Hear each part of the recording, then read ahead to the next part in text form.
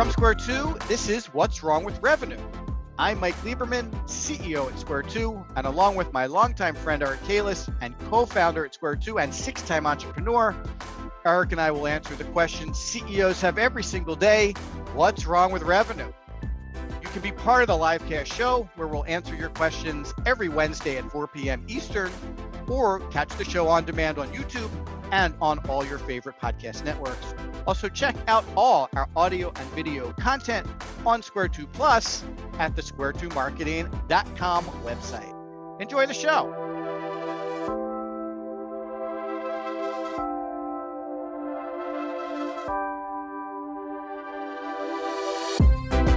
Hey, everybody. Welcome to What's Wrong with Revenue. I'm Mike Lieberman, CEO at Square 2. We're at Inbound. This is the Inbound edition of What's Wrong with Revenue. Super excited. Eric's here. He's in the control room sitting next to us. And we have a special guest today, Guillaume. Guillaume, I never know how to say your last name. Delloue. Delloue. Awesome. Now I know how to say it. There you go. All right. A little bit of housekeeping just for all of our regular fans. Check out the show on YouTube, the Square 2 Marketing channel. You can like it. You can subscribe to it. You can leave us comments. We really enjoy that. All of these videos are posted to the Square 2 Marketing channel. They'll be up tomorrow. Go check it out. For all of you podcast fans, we're on all your favorite podcast platforms, audio, Podbean, Stitcher, Apple, iTunes. We're everywhere podcasts are sold.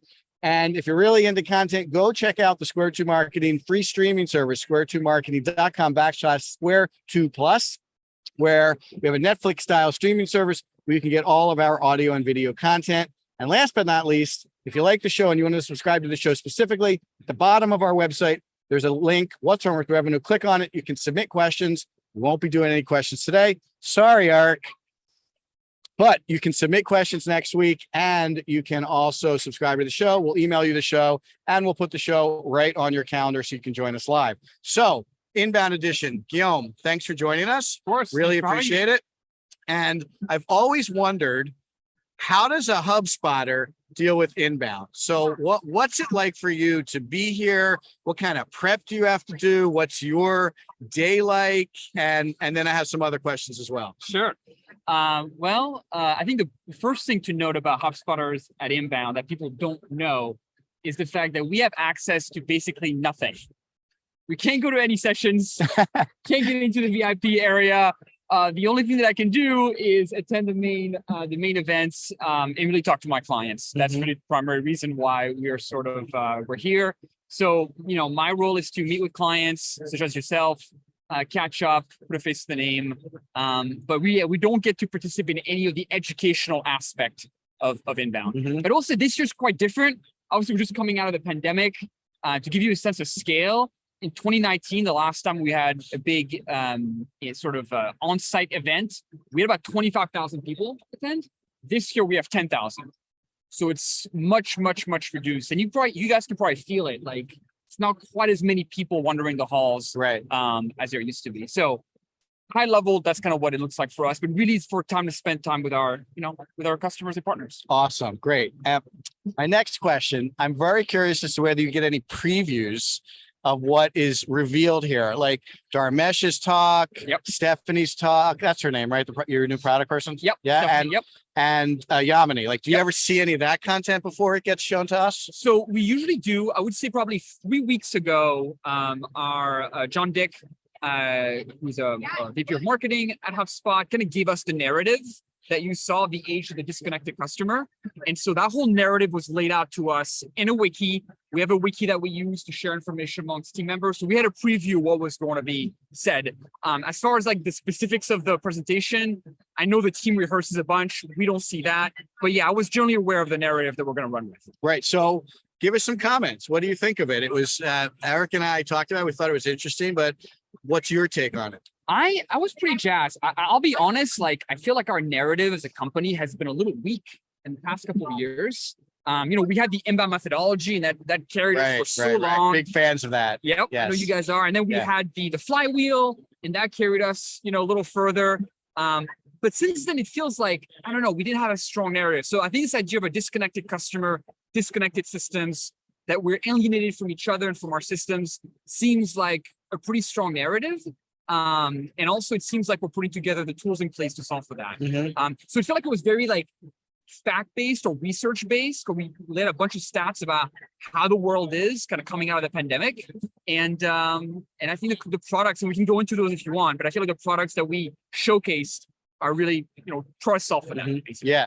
Eric and I actually talked about the flywheel. So is that like subverted now or no more? Well, what's the story with the flywheel? I think it's not subverted. I think even Yamini used the attract, engage, and delight stages as a way to frame some of the features she was going to walk us through. I don't think it's as upfront as it used to be, because I think our focus right now is in creating, the best CRM, the most easy to use CRM. So that's really what the focus is all about, that CRM and kind of fixing disconnected systems. Yeah, that makes sense. Eric, we were talking a little bit about the content from the main stage show. What did you think of it? Well, I agree. I thought it was an interesting take on exactly where we're going with this. It was a much bigger story, especially the Connect.com initiative, where now it's a lot more than just sell, get leads, drive revenue. Now it's about the whole community. So I'm curious to see how that all shakes out and how it trickles down to the individual subscribers and the companies that are using HubSpot, because it's a big story.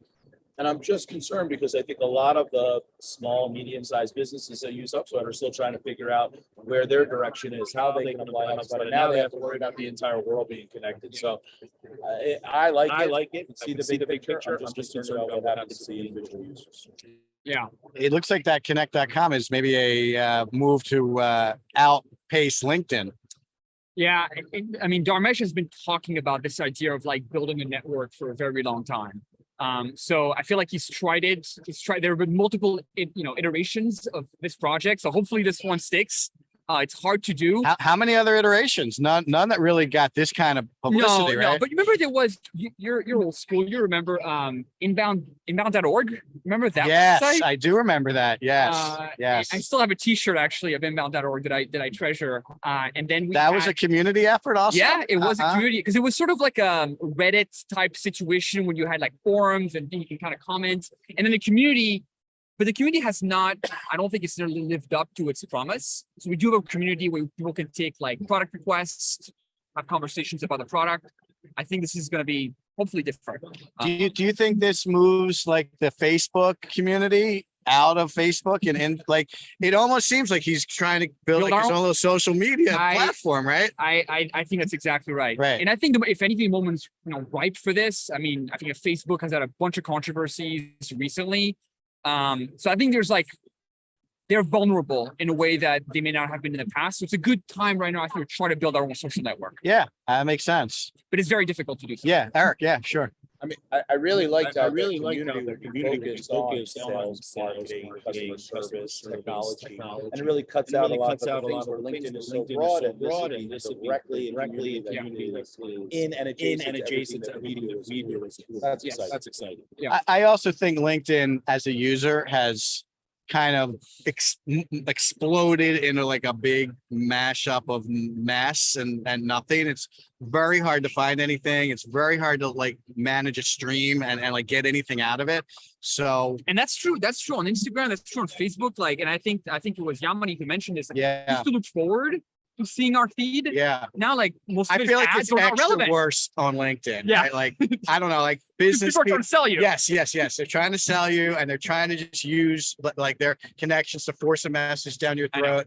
Facebook's not much better, but I feel like from a business perspective, LinkedIn right. Yeah. jumped the shark, to use an old TV term. I also think, and maybe you can let me know, I feel like the Connect.com initiative is also going to replace the partner directory. Well, if that's true, I haven't heard that yet. Because all the accreditations are in there, all the certifications are in there, right?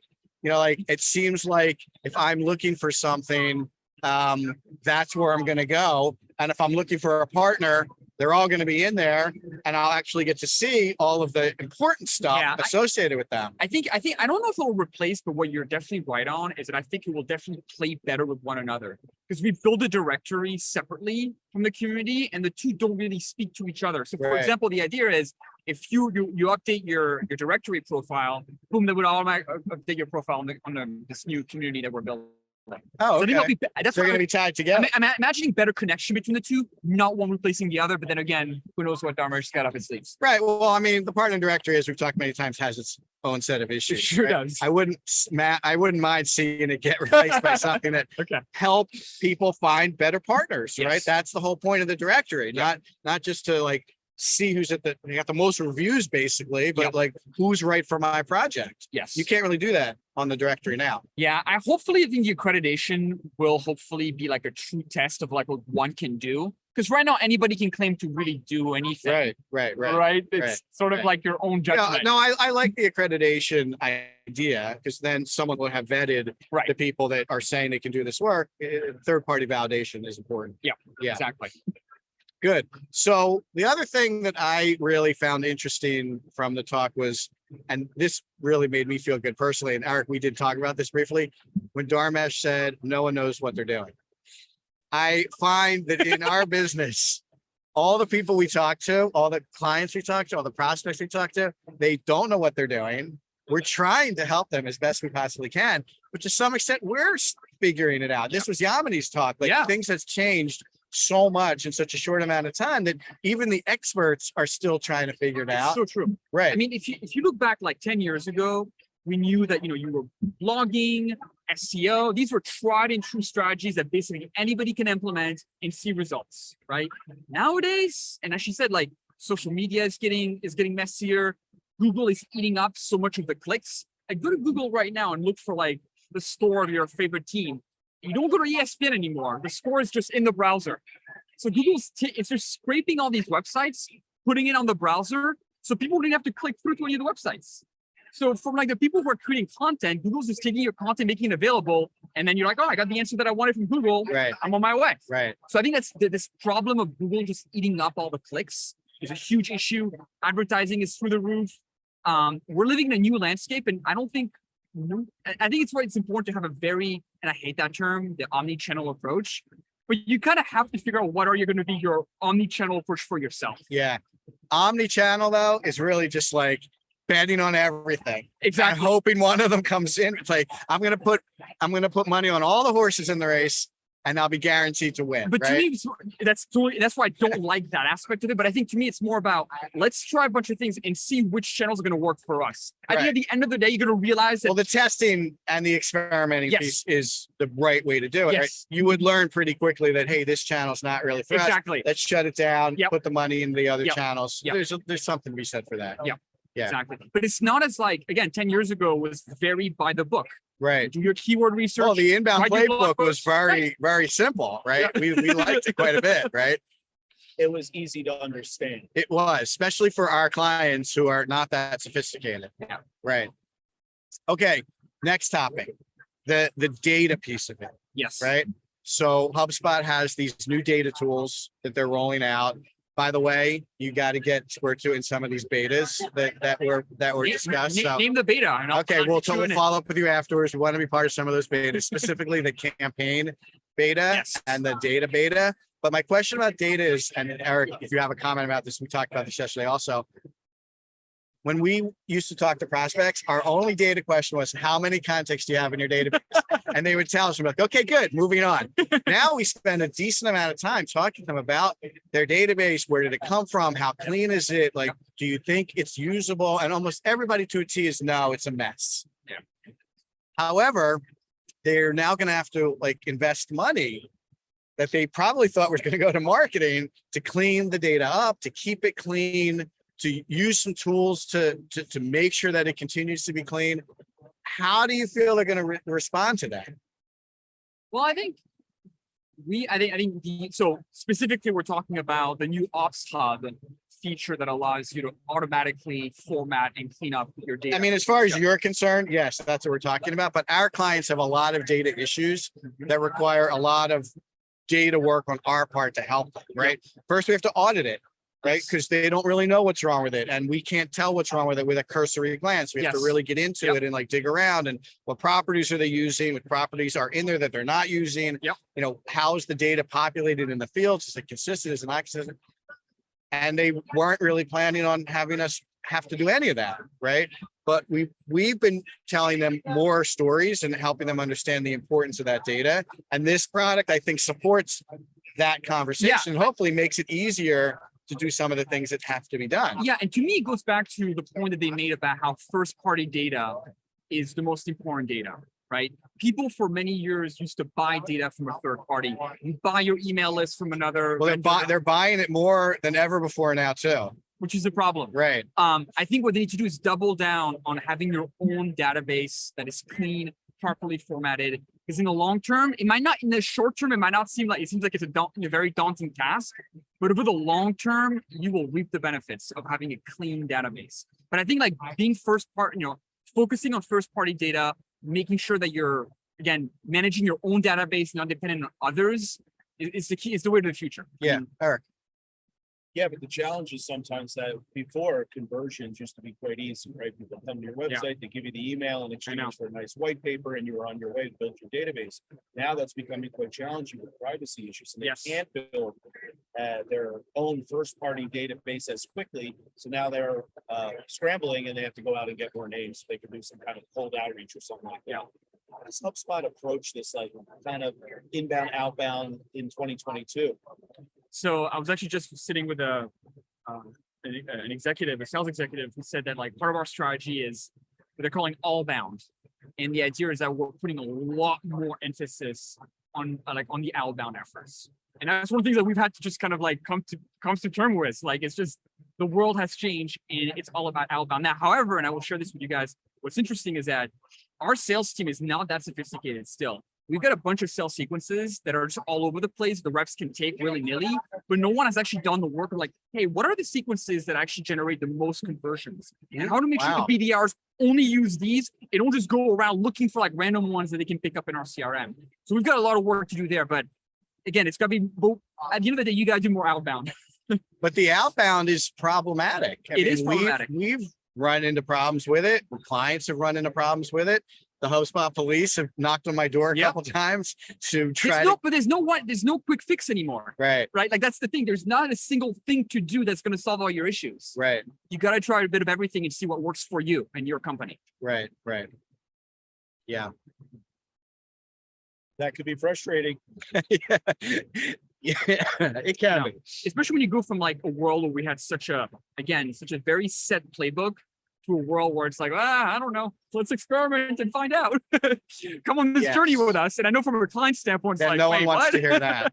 I don't want to go on a journey. I want results from what I'm paying you to do. And they want it immediately. And they want it right away. Right. I mean, how many conversations have we had about it's a marathon? It's not a sprint. Like, you got to be in this for the long haul. And unfortunately, they still think it's going to happen quickly. They want it to happen quickly. I paid you for 2 months. Where are my leads? I need leads. Well, I'm curious. I got a question for you, Mike, if I can ask. Sure, of course. It's that kind of show. I ask, you ask. You guys have been on the ground floor of inbound for so long, right? Just want to make sure everyone knows Square 2 was the first diamond agency. You guys have been doing this for a long time. I'm curious, from your perspective, how have things changed from like a services standpoint? Let's put away maybe the technology and the HubSpot. In terms of a services standpoint, what you used to do for clients and the results you used to get, and about now, how has the work changed? Well, I mean, the major way the work changed is we really only did inbound in the beginning, right?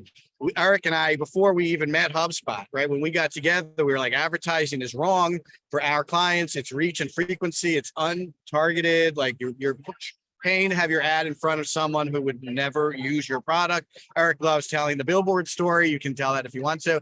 But we were very anti-advertising when we started the agency. And that kind of led us got us leaning towards inbound before we even knew what it was. Sure. Now, in 2003, when we started, Facebook was not even a company. Nope. So really, we did a lot of email marketing. We did a lot of web stuff, a little bit of organic. And that was really the only tools we had. Over the years, we would start adopting the tools as they became available to us. But for many, many, many years, we really railed against paid advertising, paid search, like anything paid was not, we were very pure inboundists. I was extremely disappointed when HubSpot started leaning away from inbound. And if you read some of the stuff I wrote, I felt like remember. inbound was going to take over the world. Everyone was going to do inbound. There was going to never be any outbound again. Like I really believed in it wholeheartedly, right? So I was majorly disappointed, but we had to adapt too. So now we do a lot of demand gen. We do a lot of paid advertising. We do a lot of paid search for clients. We do ABM. We do a lot of account-based marketing for clients because it's the right thing to do now. Now, I will say, I think the inbound playbook is still fairly solid Yes. if you were going to lean into that. And when you start to get into some of these other tactics, it gets a little fuzzy. Like we've been trying to run our own paid social campaign for about 6 months now for Square 2, right? And I've been doing it with our paid specialists. So I can see kind of like the details behind it. We've always loved kind of experimenting on Square 2 as opposed to experimenting with clients, right? So initially we did it and we got some visitors to a website. Okay. Not great, but something, right? Something. I'm like, okay, like now how do we get a lead instead of a visitor, right? So we tried a couple pieces of content and they worked kind of okay. And they were traditional pieces of content like infographics, white papers, ebooks, kinds of things. Kind of worked okay. I'm like, okay, let's try something else. And I then moved to a tool, a website blueprint template, right? You're having issues with your website.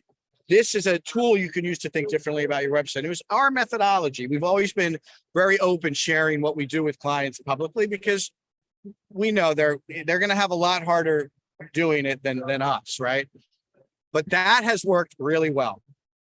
However, I'm still not sure it's the right lead. So it's leads, but I'm not sure it's the right lead for us. I'm not sure it's a quality lead yet. So that'll be the next test. Yeah. What's been the most interesting here is it's taken us 6 months to do this. And in most cases at Square 2, when we've tried this before, if after a month it didn't work, we should shut it down. And unfortunately, that's also what the clients do. Right. They if it's not working, they shut it down without letting us tweak it and adjust it and learn from it and make it better over time. So to transition to what was shown here at HubSpot, I'm very interested in the campaign tool because Square 2 is doubling down on our campaign execution and trying to do a better job guiding the client to not do what I just said, right? You got to be in this for the long term. You got to have the right budget to it. You can't cannibalize your services budget associated with campaigns with other things that you're comfortable with. Like clients love stuff, right? White papers, ebooks, websites, pillar pages, like they just love those things because they can touch it and feel it and they feel like it's productive. So lots of times they'll take their retainer budget with us and cannibalize it with those things, not leaving us enough time or energy to really get their campaign to work. So we're going to try to be more rigid. Yeah, and that's a really good point. I feel like a lot of times the old inbound model, it was like, build it and it will come. So we spend 80% of our time building stuff, and then, eventually we pick the right keywords so they'll come. Now it's almost like you need to think about the distribution of your campaign before you've built it. Right. Like before you ask yourself, well, we can build that asset. You guys can build those ebooks and no issues, right? The question is how we're going to distribute it. Right. What's actually going to get this thing out there? If you haven't thought that through, it's not going to be successful. You need to spend at least half your time should be spent on campaign distribution as opposed to campaign creation.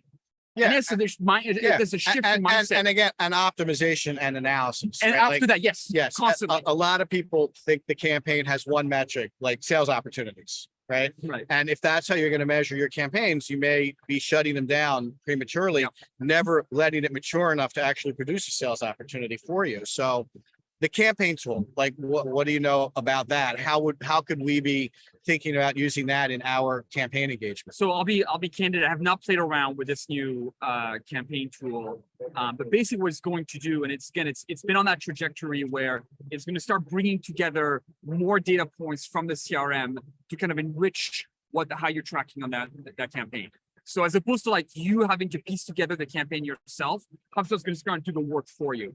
But the idea is that the assets that are in HubSpot that you've built are going to be organized together in a way that's a lot more elegant and a more easy to understand. So without us having to do it, because you could always like tag it. yeah, tag it as Yep, a campaign. Yep. But you're right. It's difficult to look at all of the. It was rigid, right? It just didn't feel like it was. It was just hard to kind of find everything in one place. So that's what this is. Yeah. It's just aggregate all of the assets and Data points. executables associated with this particular campaign in one place. Yep. And all- roll up all the data also. and roll up all the data. And the biggest thing, honestly, is then tie that out to revenue, right? Because what Right. you can do now is you can look at your campaigns and say, hey, did this campaign produce revenue? Yes or no? Right. Now, I'll be honest. Yeah, I'm not a fan of revenue attribution. Okay, I'm glad we're on. I'm actually very skeptical of our ability to attribute any kind of revenue. Because to me, it's like people Well, you do all kinds of You stuff. can always attribute it, but is it Is actually it like accurate? Does it accurate? reflect reality? Right. I mean, good marketing means they've seen 10 things from you. Like, Right. how are you assigning it to one particular thing? And also, there are things people will like. Maybe they'll visit something on their phone or their friend's phone. Like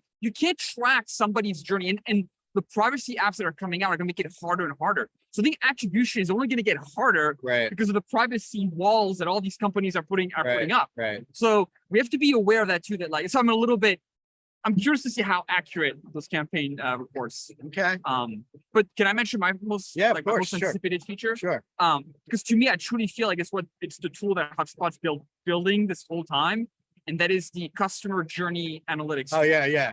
That is good. Oh, we actually commented about those graphs. Those Yes. look really cool. Because I feel like one thing people have always wanted to do is like, can you just visualize for me in a HubSpot report, awareness, consideration, decision? How do people go and how do these conversions happen? Like, I want to see that.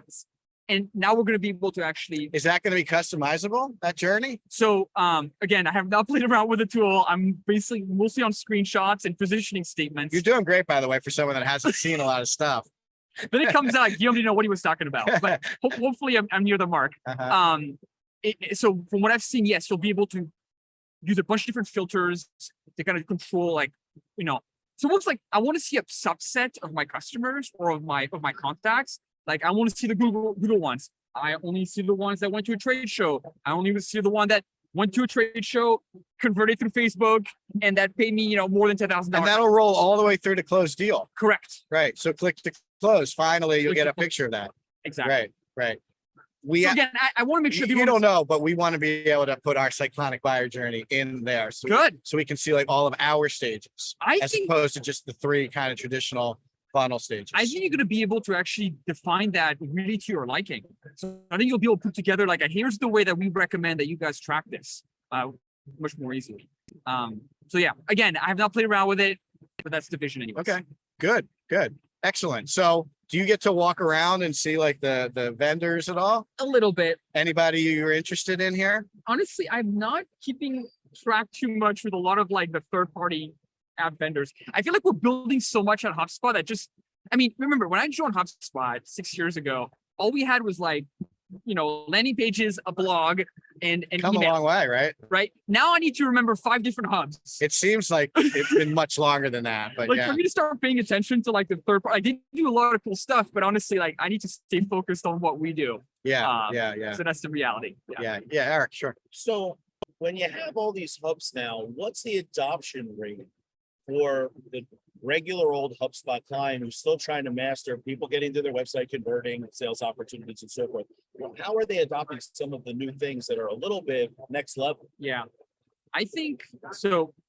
To this day, Marketing Hub leads the way. I don't know the numbers off the top of my head, but they're still like by far what we sell the most, right? Yeah, I think I heard someone told me it's like 2 billion in revenue for Marketing Hub and 1 billion That makes sense. for Sales Hub. Yeah.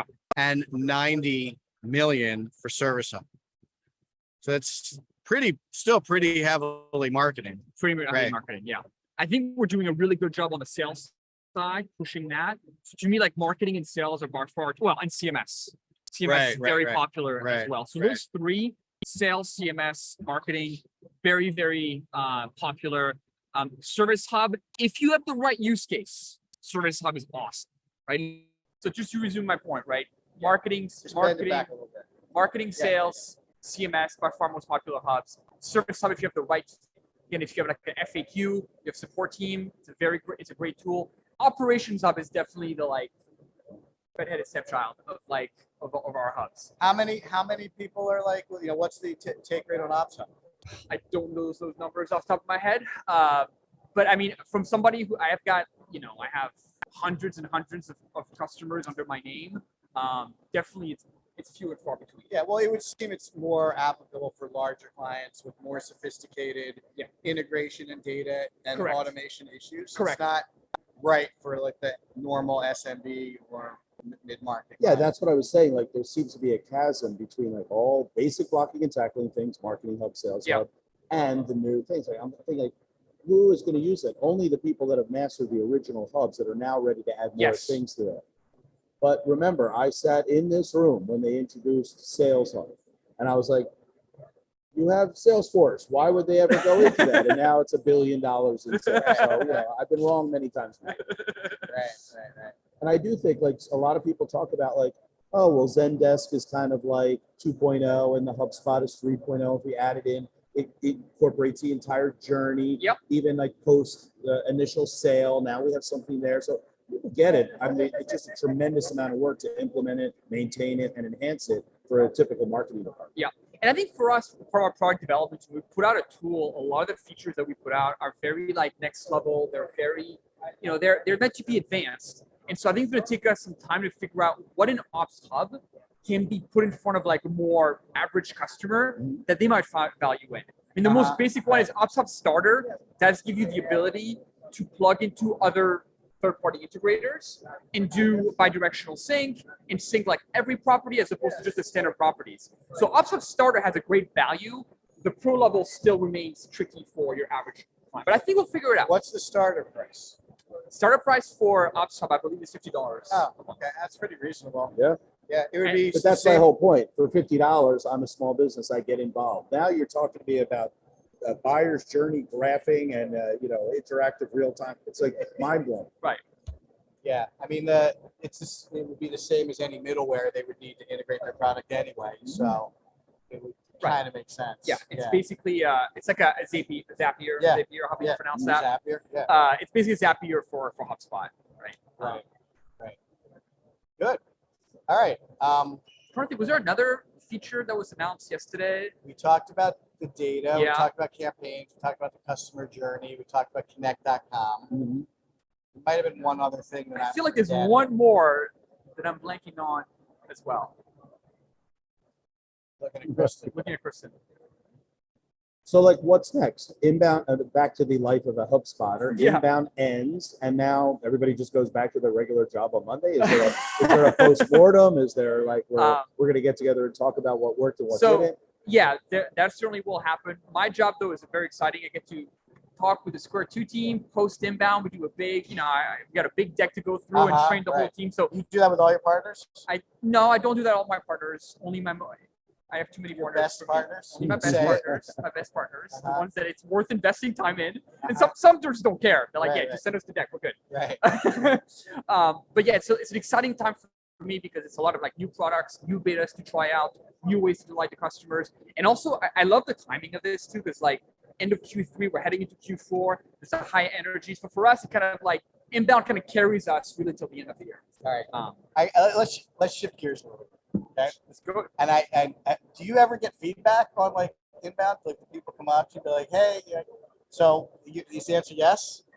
Yes, I get feedback. There's not much that I can do about the feedback, but yes, I get the feedback. What do you get from me? Have people talked to you about the app at all? Yes, actually. I mean, I feel like it's the. I haven't even tried it myself because it was like it doesn't work. It doesn't work, right? So kind of a bummer. What happens in that scenario? I mean, and interestingly enough, like last year, the virtual inbound was really good. Like the technology was really good. I completed. By the way, my wife gave birth last year. Oh, you did, during inbound, so I literally I know nothing about last year's inbound. So like everyone was really impressed with the technology. It was easy to join and interact. Like, did we do that? Like, session with Dan Tyre? Yep. Yeah. I mean, people can't get into sessions. They can't connect with anybody. Like, it's literally like useless. In fact, someone in our own like chat room found a PDF of all the sessions that we're using to decide what sessions to get to. And someone shared that. Like someone here found a PDF and shared it in the community, and now everyone has the PDF to decide what sessions to go to. So I was wondering if you heard anything. Going back to pen and paper, maybe that's the strategy for 2023. Maybe. Yeah, you get a pass because it's the first inbound back again. Right, okay. So next year, you got to get that out back. Yeah. But HubSpot as an organization is the kind where like they debrief and do postmortems on everything, and somebody's accountable. Well, you So- also seem to have like separation of church and state, right? Like Big time. HubSpot's not really part of it. I mean, I know you're like sponsor it, you're like the lead, but there's a group of people that run inbound and Yes. they're not HubSpot people. No, they're HubSpot people, but they're very closed off. Oh, Like, but I get my partners all the time asking me, "Hey, Guillaume, I missed a deadline on the ticket. Can you give me an extension?" And every time I'm like, "Listen, if I could, I would, but literally, they will not listen to me." Why are they roped off? I don't really know what the. It's a good question. I'm not sure why. It feels very intentional, and it's always been that way. maybe it's Uh, like with the advertisers in the newspaper and the editorial. Yeah. Maybe, Something like but that. this isn't a public domain. It's a private company that you can choose to get involved or not. The newspaper's public. I know, but he would be in a very uncomfortable position if he really could do something about it, and everybody was asking him to Yeah, pull this maybe. string and give me this favor. And now at least he can say, like, look, I can't do anything Literally for can't anybody. Right, but they shouldn't feel separate. It should feel like this is an extension of our community. This is, I always say, this is my big industry event that I go to every year, right? But yet I'm really going to someone else's event for a software that I happen to use and sell on this side, and they're not the same anymore. Back in the day, they were the same. When you sat around and you had beers with the HubSpot people and you talked about what the futures hold and what new things are coming down the pike, it felt like it was all in one. Just my perception no, of being, that's- I I think think that's this fair. is my 8th inbound, you know? That's fair. That's fair Yeah, feedback. yeah. What And about also- the speakers? There seemed to be a much fewer selection, and a lot of them were solely online. What was the thinking behind that? Yeah, I think there was a lot of uncertainty coming out of the pandemic, so I think they wanted to like again just see what it would look like, Oh, in case they had to cancel 100 speakers. And No, I think they also had less sessions. and a lot less that's sessions. what I'm saying. Yeah, Right? so less speakers. And we had like almost a third the amount of people that we had last in 2019, right? So like smaller people, and there's a big emphasis on the online part of it as well. But also like they're getting President Obama, so maybe the speaker budget went for like Oh, yeah. getting Yeah, the president, you know. Or maybe some of like this budget went to getting him. yeah. Maybe. Yeah. How much you guys think somebody like Barack Obama charges for? Oh, I know. We looked it up. You Yeah. looked it up? Okay, tell me. What is Well, it? tell me what you think. So my guess was between 150 and 200. Way low. Yeah. We Way low? Way low.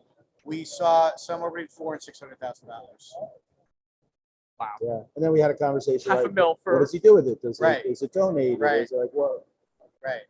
But wow. for the That was way listeners, off. explain that Barack Obama. If you're not an inbound, you don't know anything about inbound, Barack Obama is the keynote speaker tomorrow at 2:30. Yeah. Which- They were smart. Yes, I was going to say most of the time everyone leaves on Friday because like when you've been here for a couple of days, like I'm exhausted already. So but yeah, he's the last speaker, and we'll see how many people stay. I was talking to a couple people, and they were like worried that if he comes out and it's only half full because people still left, it might be a little embarrassing. I mean, I think that half a mil will makes it Yeah. easier, He right? won't care. Take this sting out. Right. I mean, Just tell him, hey, everybody's online. I'm absolutely sure some people will have stayed to see him. Some people, Of course. just Let not me ask you us. another question, like about the flavor of the content. Yeah. So remember in the beginning, it was like, how are we all going to drive revenue together, and how can HubSpot help you with that? And now there's so many topics that are adjacent, wellness and Yeah. things like that. What any internal conversation as to why it's like so much broader now? It's a great question. Because there's no wellness module on the Yeah. HubSpot app Yeah, as far as yeah, I yeah. can see. It's a great question. I think there's a few things happening. I think one, we've definitely put a huge emphasis on diversity, DIMB over the past few years, and I think it's going to be reflected in there. Like, business is not just about making money. You need to have a greater mission, and you need to contribute to the public good. So I think that's kind of driving some of that. Also, I know that the intent of inbound is to be more than just, it's to inspire people. They want people to walk away, not just have like a bunch of cool little new tactics to use on their website, but also like get inspired, just be a better human being. Mhm. So I think that's kind of what's driving that change. And I think we're seeing that across the industry though, right? Yeah, I don't know. I feel like the content has become, at least for me personally, less useful. Yeah.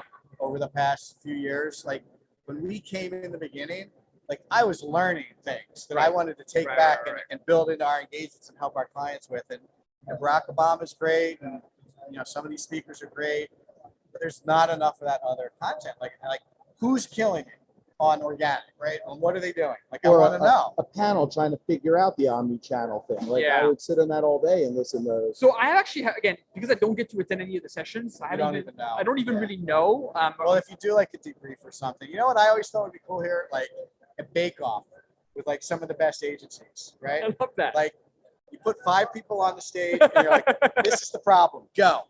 And each of them have to like come up with the best solution to solve a particular And they have problem. to use the secret ingredient cauliflower in their. Well, you know, Well, that's like chopped, right? Yeah. Yeah. they we used to have partner day that got canceled. Hopefully they bring it back in 2023. We should suggest that because that would be a perfect partner day.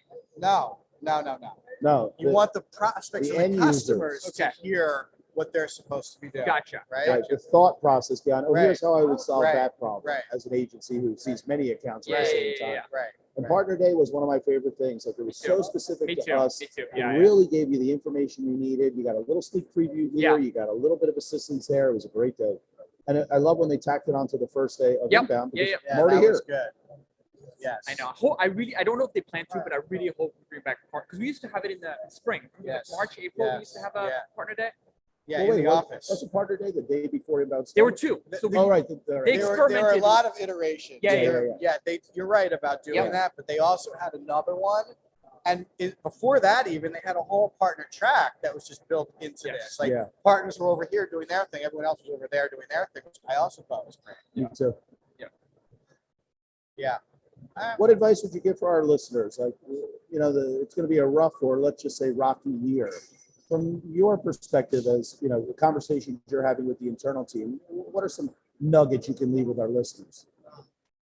Well, two things. One, I would say I'd be curious to know what are the channels that are currently performing for them, and I would just like set the expectation that we're entering into a world that's much more uncertain, and they need to get ready to be patient. So I think practicing patience and being able to be willing to try new things. I also think that's like SMS marketing is going to be coming into HubSpot very, very soon. Oh, good. So I When? think there could be another, I don't know the exact, but it's coming soon. Beta. Beta. I'll text you. And then just invest in your CRM. Honestly, like, customize. Now we're allow you to customize it. So customize it. Focus on that first party data is what I would recommend. Like make sure you're tracking the right leads, converting as many leads as you can, keeping your data clean, customizing the CRM, actually using a CRM, but some people don't even use one yet. And Yeah, then an also making interesting sure your systems are conversation with a prospect. They were like, using deals is just annoying. Right. I'm like, but how would you extract the data from your sales process unless you follow that deal from Right. beginning to end every single time? Yeah. And to their credit, what they were doing was high volume, $500 products. So Sure. there's a lot of transactions. But I said, you're not going to get the data because if we can move the needle 2% here and 1% there, the compounding effect will give them much more revenue. Yep. But we won't know how to do that unless we watch the deal go through Yep. the system. So you're right. I think leaning into that would be a great And- 2023 initiative. And the two other recommendations I make is one, really focus on just lost my train of thought. Two We were CRM talking about deals, CRM, Deals, CRM, 2023. 2023. Hold on, very confusing, very confusing. lots of different things to do. My goodness. Patience. While you think about it, I really think you got to have a long-term perspective on this. The I remember. biggest mistake I see people making is short-term thinking. Yeah. Right? I want something done immediately and then I'm done. Right. Like I view marketing as a project. Right. Run me a campaign and then when that's over, I'll figure out what I want to do next. Right. Yeah, Like I completely agree. they have to. Eric had such a good example a couple of weeks ago. For a manufacturer, they buy a machine, right? And they're looking at the investment in that machine as a long-term investment. Yes.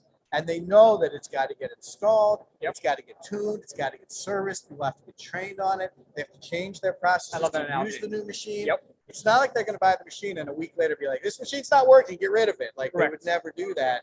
They got to look at marketing like that too. And it's funny, we've had this machine metaphor forever, the Yeah, but the marketing metaphor is machine, the different. revenue machine. Right. But the machine before, we used to say like your raw leads would come in one side and the machine would Yes. finish them into revenue on the other side. But now the long-term view of the machine is key because when you're looking at it from an accounting perspective, you're depreciating that machine over what, 5-10 years? And yet more. marketing is 5-10 minutes. Right. That's the way people are looking Yeah. at it. But if they really leaned into an initiative for 5 years, just Yeah. imagine the Yeah. success they would Yeah. have. You need to see your marketing as an investment over the long term. Marketing is not a tactic that you pull out because you happen to have a bad month when it Right. comes to leads. Like it's Right. if that's your Or approach. you shut off if you had a bad month. Right. Like you have to keep it going. It's like breathing. Like every day you wake up, you're gonna Yep. breathe. Every day you wake up, you got to run marketing. I wish all of us could help companies understand that more Yep. and better, so that they really felt like that. If they really did understand that, I think our job would be so much easier. We'd be so much more successful. I mean, they would be so much more successful. They would be getting the leads and the sales opportunities. They'd be growing the way they aspire to grow. My two other recommendations I remember. One, disparate systems. People need to work on making sure that all the different tools that they're using are all connected into one. So making sure that all the different data you're gathering is actually speaking to one another in a clean way. The other thing is automation. I know we've been talking about this a lot, but like, what are the things that your team is doing that is manual, right? And that can be replaced by a workflow or replaced by sequence. And I think people need to look at digital as not just like this, like, it's like digital is a way to automate your business, right? How can you like, and it free up somebody's time to do something more meaningful? But how can we further like automate all these little tasks that we do on a day-to-day basis? That's my two recommendations. You know, it's interesting you say that because we had a client and he said, I want to install as much software as I can because we want to scale without hiring more people. Can you help us do that? Exactly. And we had the solution, obviously, right? That's exactly. But that is was their exactly. whole focus, Yep. without hiring more people. Yeah, not enough people have that perspective. Correct. We will continue to evangelize as life goes on. Well, anything else you want to add before we wrap up? No, this has been a really awesome. You know, you're a very good guest. Thank you. Not that we haven't done a guest, but Well, I like if having Guillaume's 1 guests. million followers, it should give us a call. You know, talking about staying the course, our podcast, Mike said, we're going to do this podcast and we're going to do 100 episodes and we're not going to stop until we get there. I love that. And you know what's interesting? 2 weeks ago, Yeah, 1,000 downloads. Yeah. So how many podcasts I have you done think up this to is the 50th episode. Is 40, it? 49th, yeah, somewhere 49th in or there. 50th episode. But we're sticking to it no matter what. Yeah. Well, It's a I really mean, good experiment. If you want to also bring me for the 100th, I'm happy to You'll come back. You'll come back. Yeah. Well, I guess theoretically that would be a year from now. Right, Maybe. Right. There you go. Be here. Yeah. I mean, look, this is, look, again, like we experiment with Square 2. This has been an incredible experiment, not only in staying power and like not stopping, because we did another podcast right in the middle of the pandemic. Beginning Yes. on the horizon. On the horizon. And after like 2 months, we were Probably, like, yeah. we're tired, and we stopped. Well, we were doing it every morning. We were doing it every morning. Every morning at 9 o'clock. Every morning at 9 o'clock. That So was we our could like have, effort we to could like, have downshifted on the frequency a right. little bit. Well, our goal was if you woke up and you caught our podcast and you were like, okay, I feel a little bit inspired to like work on my business, Right. even though the world is crashing Everybody was around me. locked down. Yeah. And we kept being like, it's coming, you know, this will end. Or Right. What's coming down the pike? Are you using this time wisely? And some of our clients did. We had a wonderful 2020 where a lot of clients really leaned into the quiet period and worked on their marketing, which Yeah. was Yeah. a gift. Yeah. I just wish we had transitioned that and kept going, right? Because when we stopped, like you lose all the momentum, right? Like this is such a great example of what we just said. Like you just got to keep going, right? And this particular, we do a video, we do a podcast. This gets turned into a blog. This gets turned into social posts. Like in an hour, we create all that content. Like to me, that is content at scale, right? YouTube channels, our streaming service, our the page on our website for the show, the podcast. Like in an hour, and with a little bit of post production, we have all that content created. It's so much different than when we used to write an ebook. It would take 10 hours to write it and 5 hours to design it. And then a website page had to be, and we throw it up there and 4 people would download it. You know, that's $5,000 in cost to produce that piece of content that was stale and outdated. And, you know, this is such a better way to do it. You got to carry on. You know, the British like to say, keep calm and carry on. Also, the Queen passed away, so maybe it's a good way to end. It's On the Okay. keep, you know, the British way of like, we're going to carry on the fight Yep. to the end. Very Churchillian. yeah. I like that. Yeah. Be more like Churchill. Be like Churchill. Yeah, hopefully our audience will take that as a little bit of a signal on what they need to do also. So thank you so much. I really course. appreciate it. Eric, thank you for stepping in. We had our technical issues. I'll just wrap up with what I always do. Thanks so much for joining us on What's Wrong with Revenue. You can go check it out at square2marketing.com. On our streaming service, Square2 Plus, PLUS. All of our audio and video content is there. We post updates to that every single day. And take a look at our YouTube channel. This will be up there tomorrow, square2marketing.com. Like us, subscribe to it, leave us comments. We really appreciate everybody's comments. Finally, if you want to check out the show specifically, there's a link at the bottom of our website, What's Wrong with Revenue. Click it. You can subscribe to the show. You can submit questions. If you watch the show, you know Eric and I love questions. We didn't do too many today. We'll get back to questions next week from our audience. And the show will be tomorrow on every single podcast platform that you could possibly be interested in getting it on. Thanks so much for joining us, Guillaume. Thanks again for having us, Eric. Thanks for being a great second in command. And everybody, have a great